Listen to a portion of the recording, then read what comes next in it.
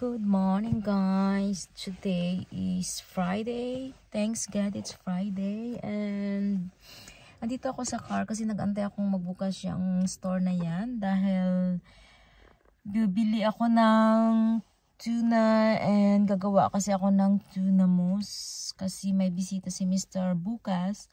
And hindi ako pwede dahil may work ako. Nakalimutan ko na may ano pala bukas, music festival dito sa Oxbow, and bumili siya ng ticket, and yung isa naming group na Bilong Group is pupunta sa bahay ng 11.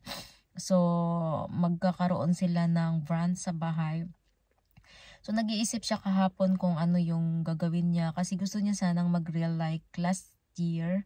Pero kasi parang yung weather is hindi siya okay bukas.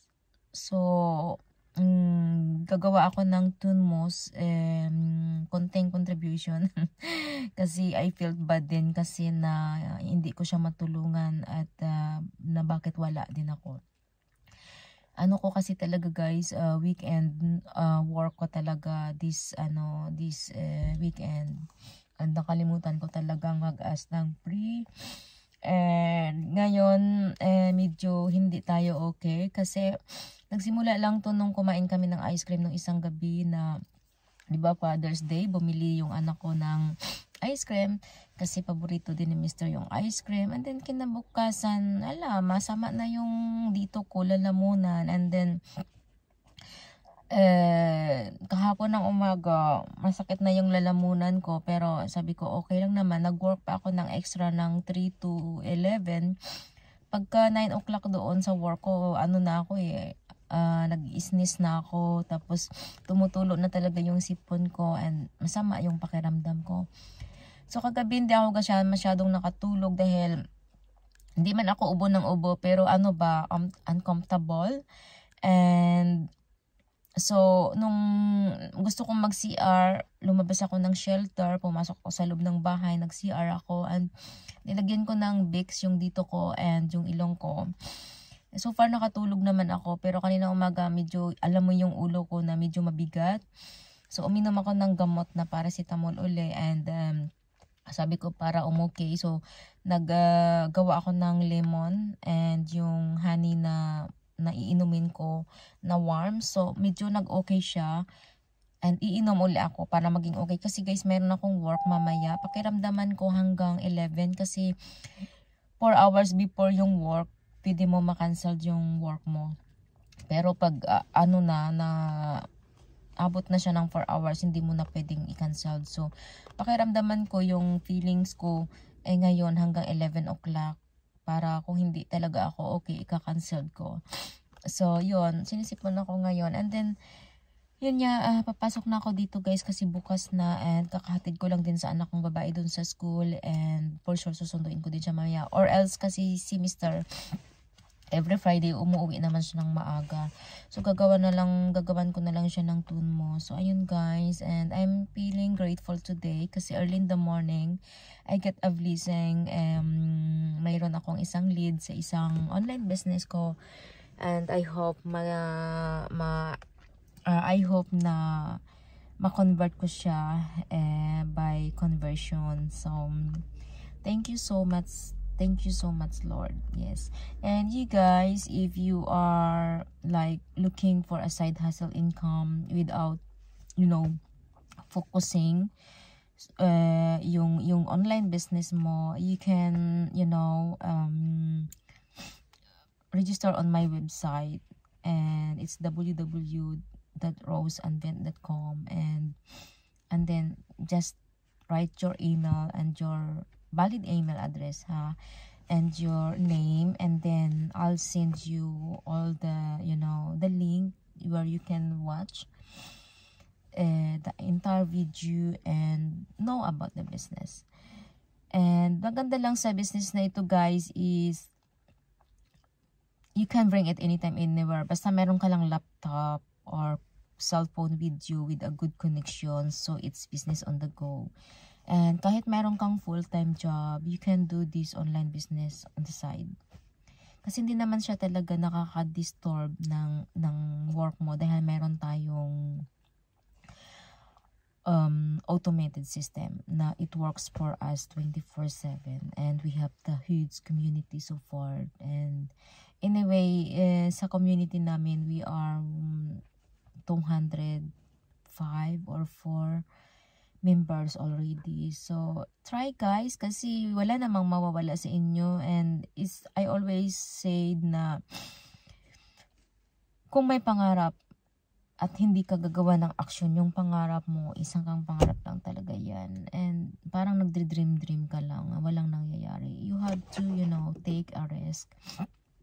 Kasi, it's always a risk. Hindi mo naman malalaman kung hindi mo susubukan talaga. And this business is really a system problem. Marami na sa kapwa nating Pilipina talaga yung successful na sa business ito na mga job quitter na. So, ayun guys, papasok tayo dito guys. Tulog na naman yung sipon ko. And I'll see you later.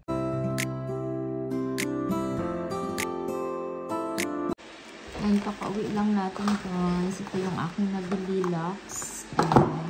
Gamitin ko to sa gagawin ko na tune mousse. And paubos na rin kasi yung cotton buds ko.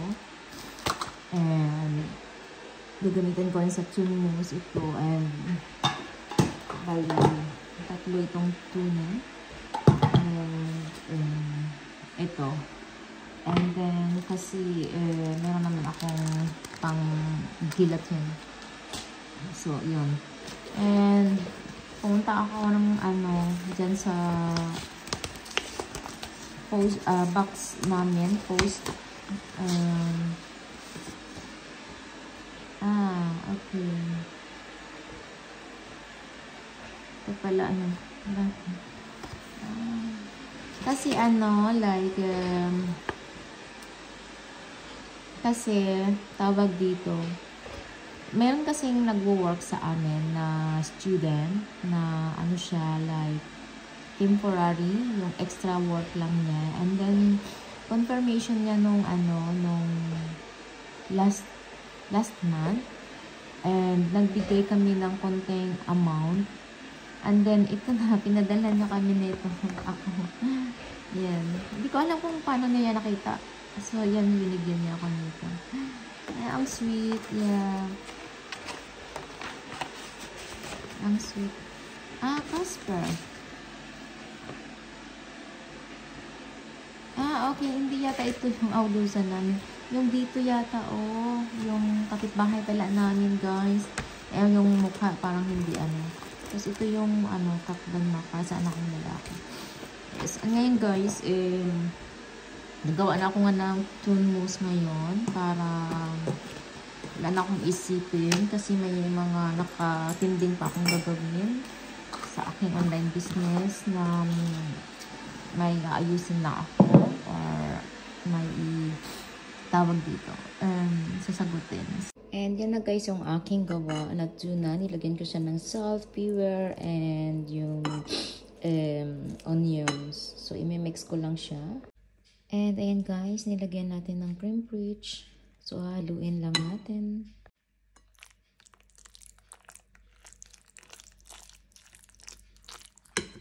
And yan na yung output niya guys.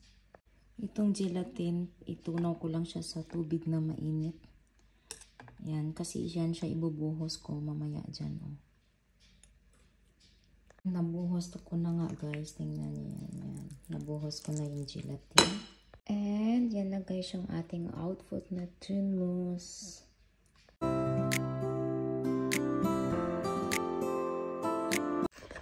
Hi guys. Time check is 12:51. Na-cancel ko guys yung work ko as extra kasi hindi ka talaga kaya.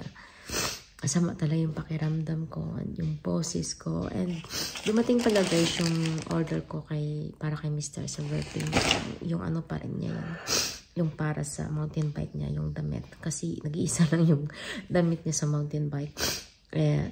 Parang inuulit-ulit lang niya. So, yun. And then, ito yung dinner pala nila last night. Yan, so, pinag-ano niya ako, save nito. So, it looks like tasty and smell tasty. So, I hope it's tasty. And then, babalutin natin ito after or yeah, before siya dumating. Kasi alam ko darating siya ngayon early. Kasi Friday. So, yan. Maganda yung quality niya. So, dapat hindi niya yan makita. So, kain tayo guys. And gumawa na naman pala ako ng warm honey with lemon. So, ayun. And then, nag-message ako sa kasama ko na temporary sa work kung pwede kaming mag-change ng work ng weekend sa week 28. It's July 11 kasi para may whole week ako na free. And nag-ask din ako kung pwede siyang mag-work sa akin ng July 7, which is kasi kasal yun ng pamangkin ni Ben, and for sure na late yung uwi namin. So, gusto kong mag-free ako the next day. So, oo daw, okay naman daw. So, thank you so much, Lord, na free ako. So, wala nang worried. Sorry guys, lumalala. Maanghang. Mahilig man kasi sa spicy.